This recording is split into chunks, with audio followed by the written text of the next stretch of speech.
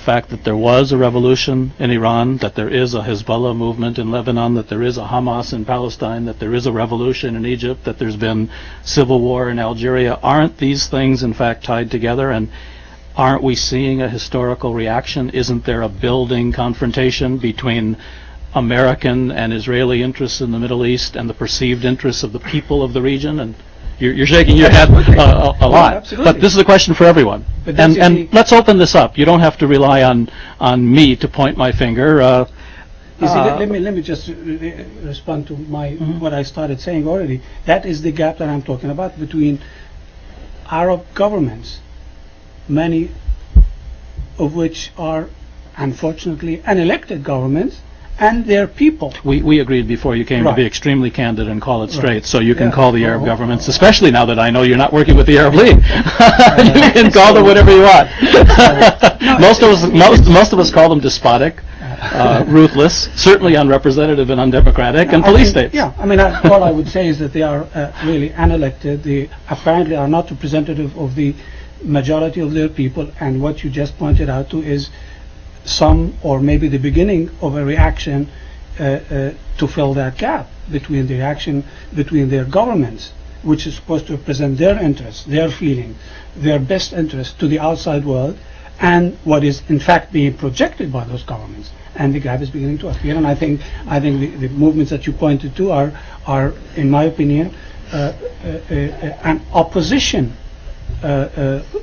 political parties, opposition groupings under whatever guise, whatever title, whatever, but they are opposition parties to what has been taking place in the Arab world. And I think you're very correct. They're growing, they're multiplying. Just one has to just watch what has been happening since the Israeli attack on Lebanon. It's like the pot is really boiling in the Arab world, from Yemen to Tunisia to Egypt to Jordan to everywhere. And is Hamas, at least in part, a reaction to a generation or two generations of British and American imperial interests in the region? Let's talk about Hamas, because after all, Abu Marzook is the political leader of Hamas. He's in jail because of that. I will add, I think, to the point that Hassan was talking about. Actually, the American policy cannot have, its cake and eat it too, because for long it's known. I mean, you cannot put the people down forever. That's a fact in history. I mean, we should learn. But coming back to this here, the Israelis, of course, trying to use all these. You just talked about this situation with Hamas and Algeria and all these things, and use it and try to convince the American government and the American policymakers that they have to go 100% with Israel and forget about the Arabs, because sooner or later the Arabs or the Muslims are going to turn against America. And this, of course, serves only the interest of Israel, and that's one of the reasons that they wanted Abu Marzook. And the Israelis, I believe, in their calculations, they know that they have no interest in Abu Marzook. I think going even there is not going to really serve their interest per se as far as Hamas concerns, or putting down Hamas organization. But they're looking for a broader interest, which is trying to alienate America from the Arab world and the Muslim world, and they will be leaning more toward Israel more and more. And this is to the best interest of Israel, but it's not to the best interest of America. And that's where it comes in again, the question you earlier raised, why Americans should care. The Americans should care because this is exactly what Israel is doing, trying to tilt America 200% with them and 100% against the Arabs, and at the end it's not going to serve the interests of the country. I'm concerned about another alienation as well. That's the alienation of the American people from the American government. As the American government becomes more absorbed with fulfilling the interests of foreign countries, then instead of having the much called for democratization of the Arab governments, instead what I see is an Arabization of the American government.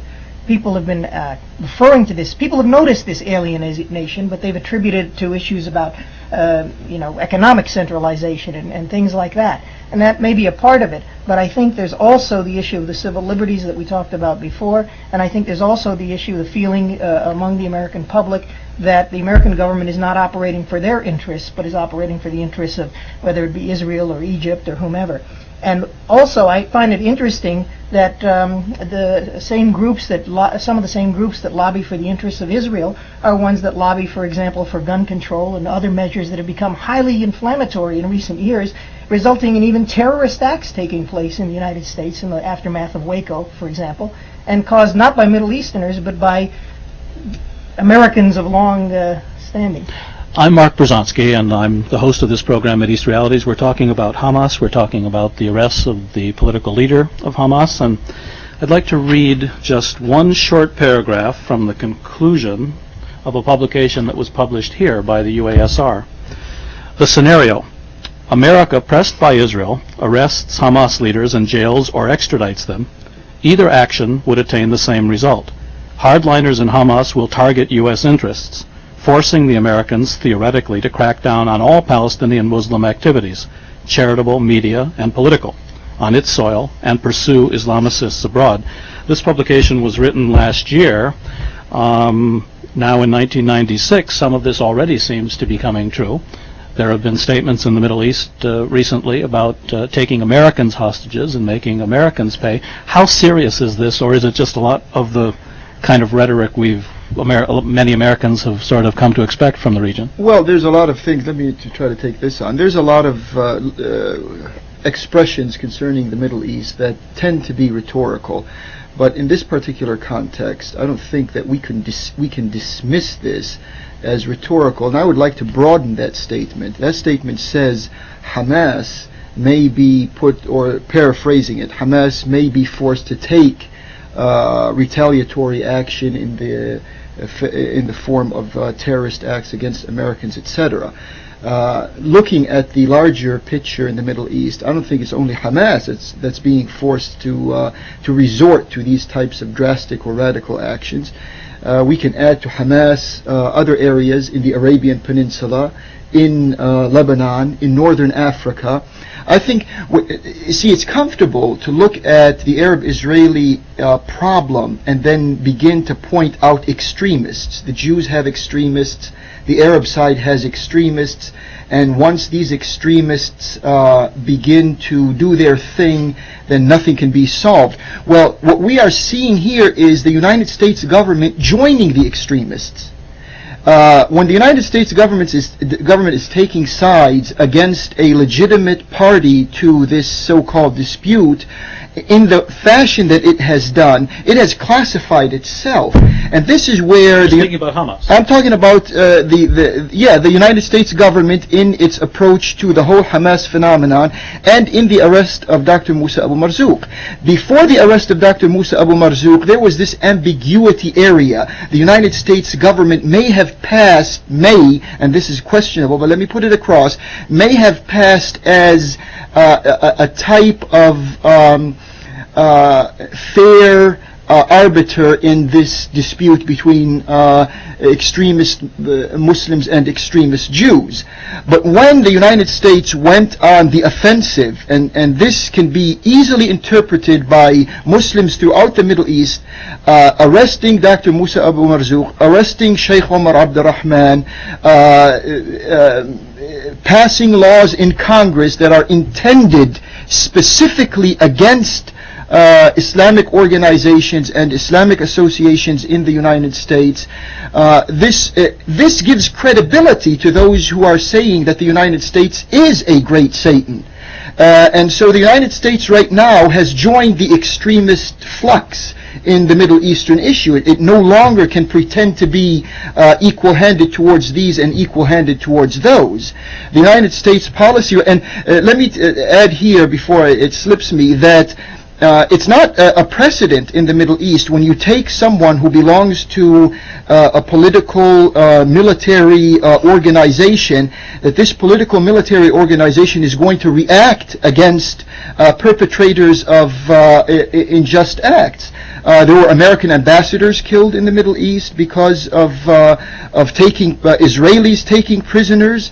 There were acts against American interests in the Middle East because of Israeli aggressive occupational military policies in the area, and hence the United States used to be on the receiving end when it was blindly supportive of Israeli policies. Imagine what the United States is going to be receiving if it jumps the Israeli policies and places itself in the forefront of initiating acts of aggression against people, individuals who belong to the other side of this issue. The irony, of course, is that the United States is treating Hamas now exactly like it treated the PLO for a generation before the Israelis decided that they were going to deal with the PLO. This is a point that deserves some clarification and explication, because I think that one of the things that people forget in treating Abu Marzook as if he were a terrorist, people are going against his role as a political leader.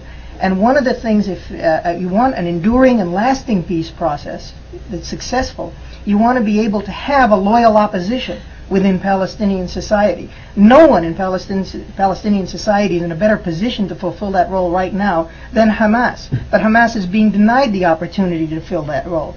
And in particular, all you have to do is look at the recent elections. A condition was put on participation in running for the highest offices that people had to approve of the peace process in order to run.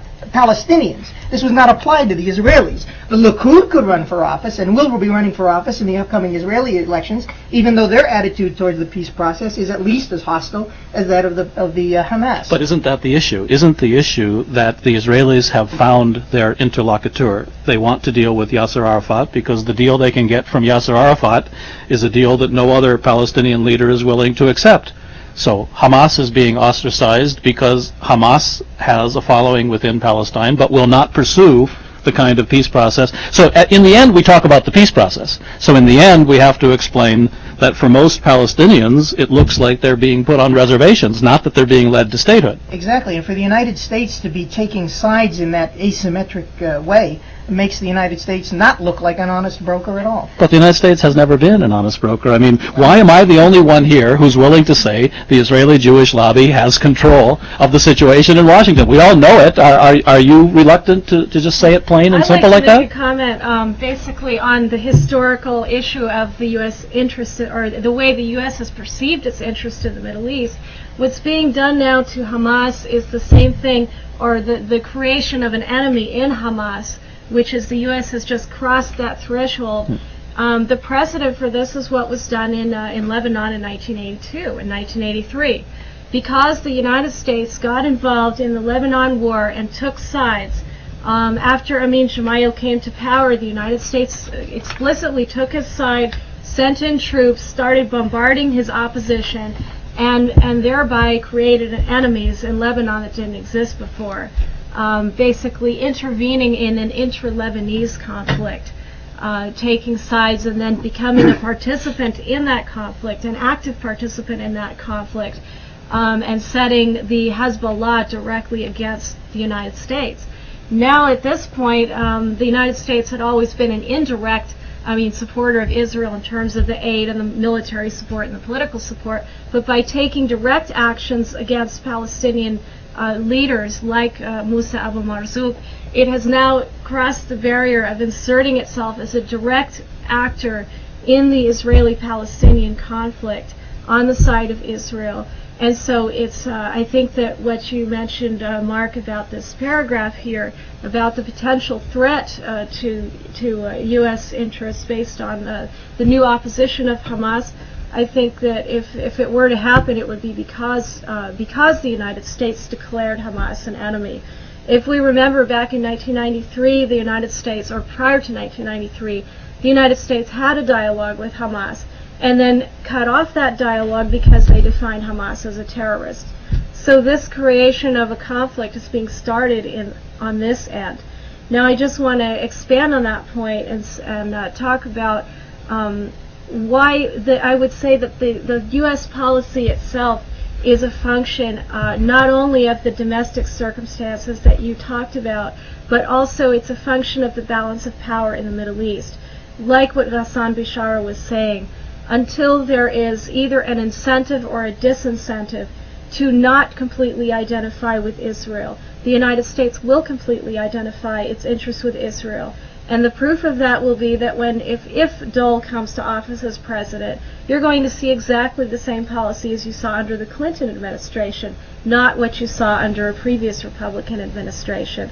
So until the Arab states or Arab peoples are able to assert their interests, their local interests, in a strong enough way, the United States has no reason to divert from this policy whatsoever.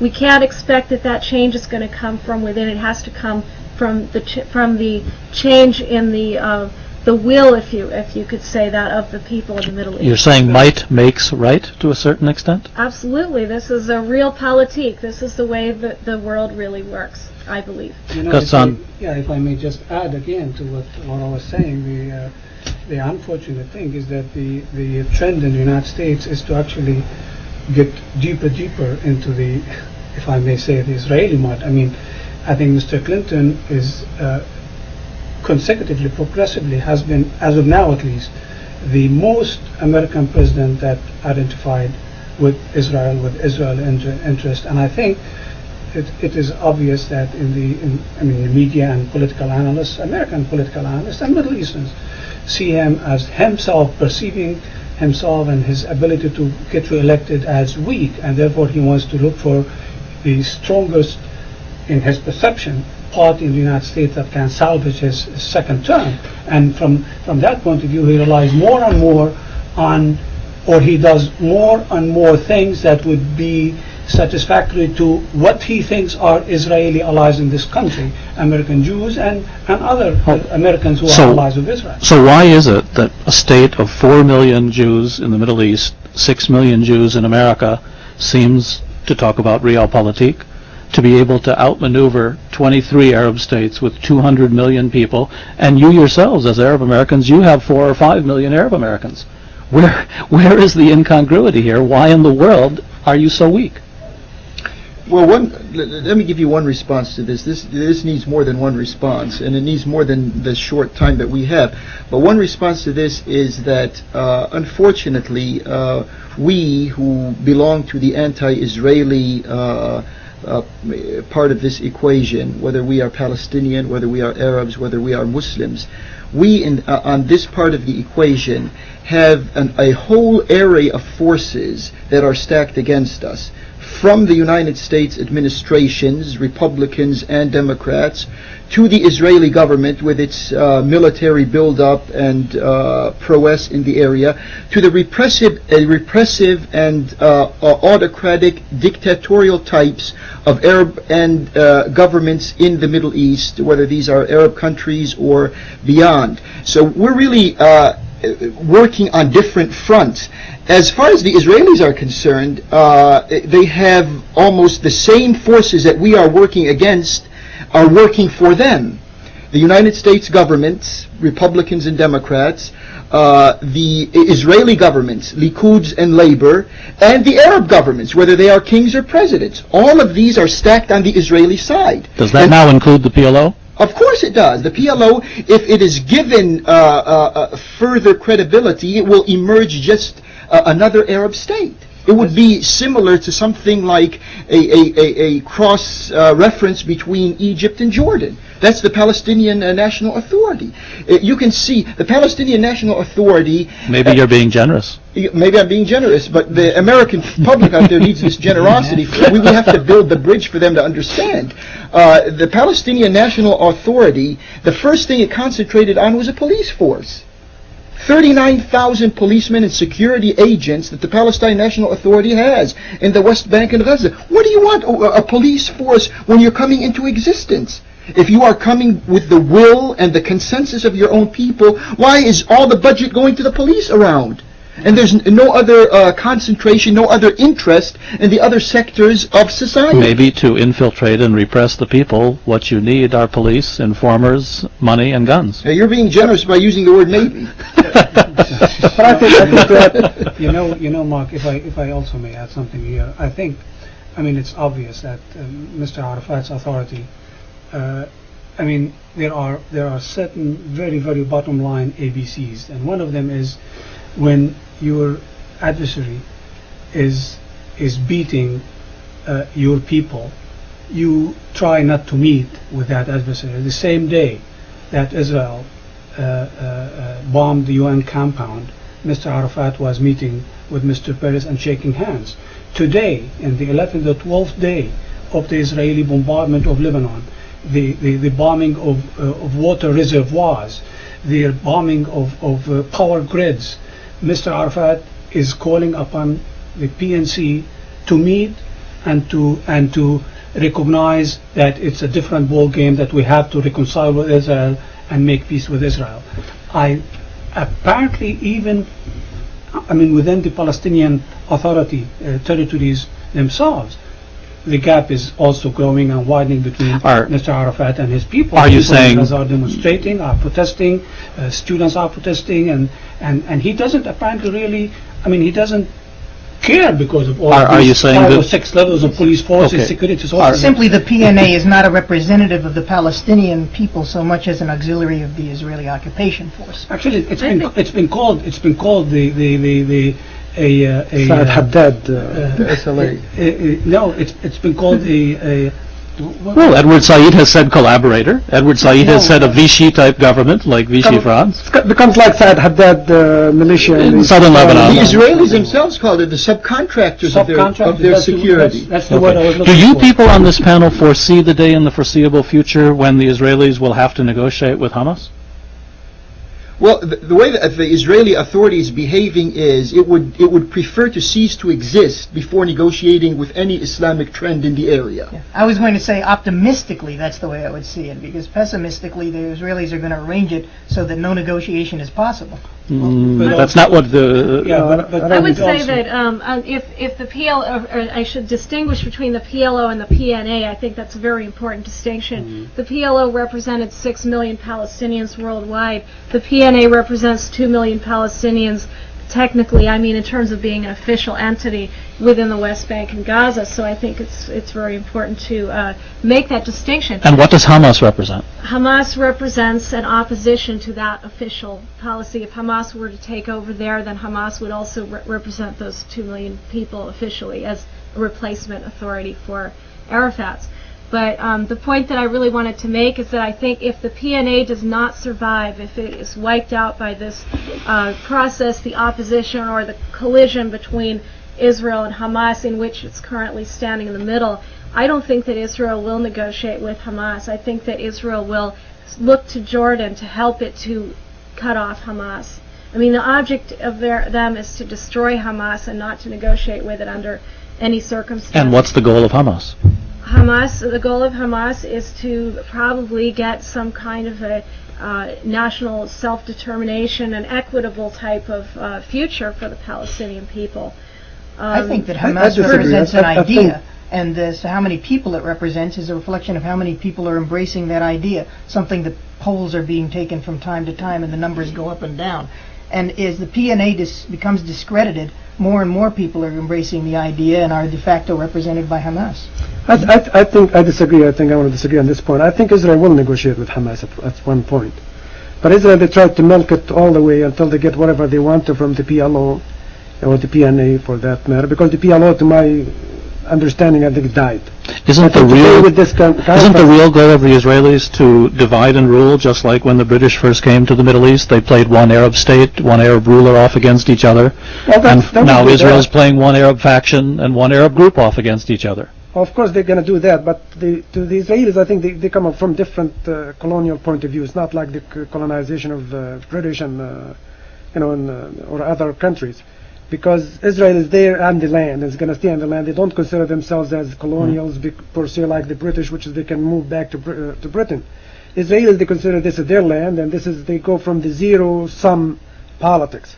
They don't go from the different politics, either us or them. That's how they look at it for this point, and that's why I see it. I think the Israelis, as a matter of fact, in my opinion, they kept their dialogue with Hamas now, going in the territories where they had, and in Gaza where they kept their connection with the leadership of Hamas and the political leadership, of course.